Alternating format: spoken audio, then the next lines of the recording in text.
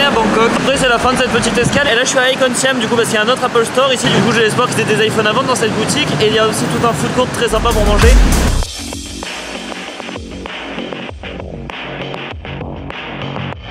Dans ce mall, mais j'ai déjà fait une vidéo dessus. Celle-là, elle est en description, mais il a vraiment une belle déco et tout. Et c'est vraiment un monde, il y a un bassin là, un bassin là, un là. Et ça, c'est que le rez-de-chaussée, et ensuite, c'est des boutiques Vuitton et un Apple Store sur 5 étages. Vraiment, il est immense. Bon, après, malheureusement, dans toutes ces petites marchés, ils prennent pas la carte. Du coup, je pourrais retirer, mais il y a des frais à chaque fois qu'on retire ici, ça coûte 5 balles. Du coup, bon, voilà, dans la partie plus fancy du mall, où là, ils acceptent la carte et le pad thai coûte vaguement 4,84 €. Donc, au pire, ça peut avoir le coup d'être du côté fancy, c'est pas très grave. Et puis là, il y a une vraie cuisine qui inspire confiance quand même.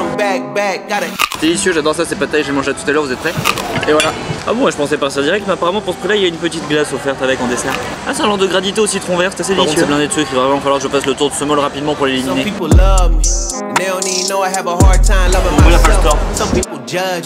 Je suis allé, ils en ont pas. C'est fou, il est incroyable ce téléphone. Parce que j'ai fait l'Apple Store, mais aussi plein d'autres petits magasins, personne là. Du coup, je crois que j'ai investi dans une batterie portable pour que le mien tienne plus longtemps. Quand même,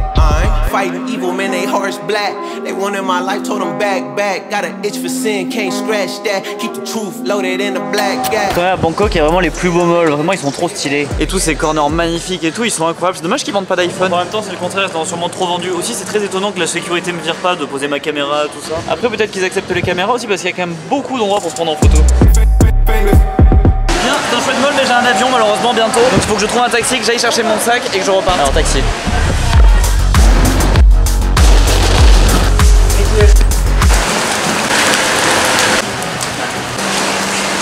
Bon, là-bas, je suis venu chercher mon sac, tout ça, et je pensais que ça allait être assez facile. Parce que normalement, c'est très facile de trouver un taxi ici. Mais là, apparemment, il pleut et il y a un orage. Et quand il pleut et il y a un orage, les taxis ont tendance à rentrer chez eux pour éviter de se taper les embouteillages. Du coup, c'est quand il pleut qu'il n'y a pas de taxi. Ce qui est un peu con, du coup. Mais le mec de l'hôtel est trop gentil et il galère depuis tout à l'heure à essayer de m'en trouver un. Là, ça fait déjà une demi-heure qu'il m'avance 13 minutes, donc c'est un peu inquiétant. Et après, si ce taxi se pointe pas, il reste seulement l'option scooter. Ce qui m'emballe qu'à moitié parce que je ne pas que faire 1 heure de scooter sous l'orage, sous la pluie, au milieu des bouchons. Il y a un mec qui conduit plus ou moins n'importe comment en plus parce que les scooters à Bangkok ils slalom, c'est terrible. Et apparemment il y a aussi un risque d'inondation quand il fait cette météo, donc il est aussi possible de rester bloqué pendant le trajet. Du coup je stresse un peu mais j'ai jamais raté un avion quand même. Un lendemain je me dis que c'est pas aujourd'hui que ça va commencer, il faudrait pas de chance, c'est pas à cause de la pluie que je vais rater mon avion pour la première fois. Parce que c'est très sympa Bangkok hein, mais j'y étais déjà il y a 3 mois et j'y suis resté 15 jours, ce qui est énorme pour rester 15 jours à Bangkok. Du coup je connais quand même assez bien et j'ai pas du tout envie de visiter sous la pluie. Ça m'arrangerait si ce putain de taxi pouvait venir, il est où là? En 2 minutes il est là. Je suis dans le taxi, ça avance. D'après lui entre 40 minutes et 1h20. C'est du simple au double, mais au pire même 1h20 je pense que ça passe.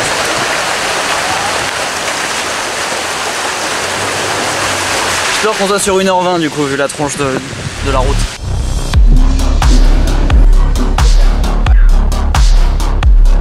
Bon, on avance à cette vitesse à peu près depuis une vingtaine de minutes. Le GPS dit encore 42 minutes. Le temps ne baisse pas sur le GPS, ce qui est très inquiétant. On avance un peu pourtant là, on a l'impression qu'on avance, mais 44 minutes, 43. Le GPS c'est pas trop ce qu'il dit. Hein. Ça peut encore passer parce que normalement il n'y a pas de check de test Covid. Après j'essaie de me rassurer un peu comme je peux aussi parce que globalement ça pue. Mais on roule, c'est ça qui est stressant. On roule et le temps monte. Ça n'avance pas. Par contre on est de deux côtés au milieu de l'autoroute. Je sais pas si c'est vraiment normal cette position. Pourquoi les gens arrivent face à nous là? Est-ce que traverser l'autoroute comme ça c'était vraiment la bonne idée? Apparemment c'est un raccourci, alors traverser l'autoroute pourquoi pas. Mais là quand même ça fait un peu peur d'avoir la voiture qui arrive en face là.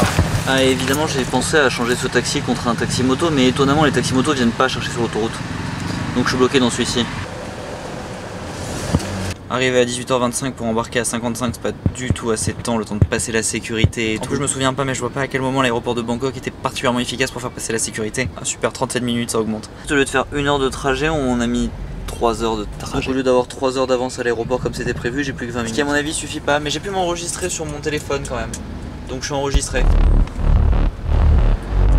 Ça y est, on arrive à l'aéroport, ça roule. Il est 31. J'ai 25 minutes pour traverser la sécurité, passer la douane et m'asseoir dans un fauteuil d'avion. Prochain plan, soit je suis en train de pleurer sur un banc tout seul, soit je suis refait dans un siège d'avion. C'est passé.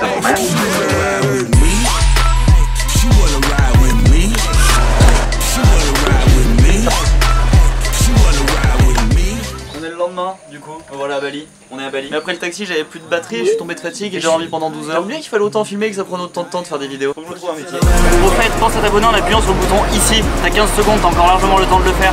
Tu peux aussi regarder cette vidéo qui est ma vidéo préférée. Normalement, elle se passe dans le désert, mais si c'est plus ça, ça veut dire que la nouvelle est encore mieux. Donc vraiment, tu devrais la regarder. Celle-là, ça devrait être ta préférée d'après YouTube. Et là, tu peux te laisser porter et toutes les regarder d'un coup. Hi, we are from Indonesia and here we go. This is Telkomsel.